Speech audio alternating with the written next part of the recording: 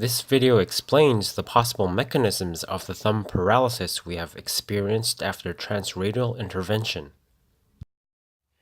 This is a fluoroscopic image of the patient's right forearm where you can see the radial and the ulnar artery converging towards the brachial artery around the elbow area.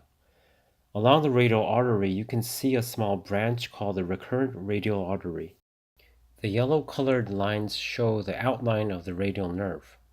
The superficial radial nerve runs towards the superficial parts of the forearm and is purely sensory, whereas the posterior interosseous branch of the radial nerve runs deep into the muscles to innervate the majority of hand extensor muscles.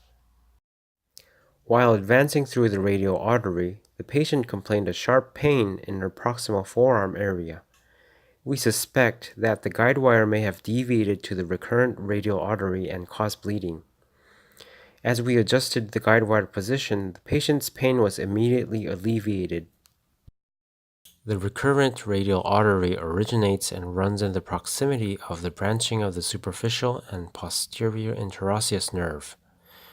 This area is known as a common site for external nerve compression of the posterior interosseous nerve, called the arcade of Froude.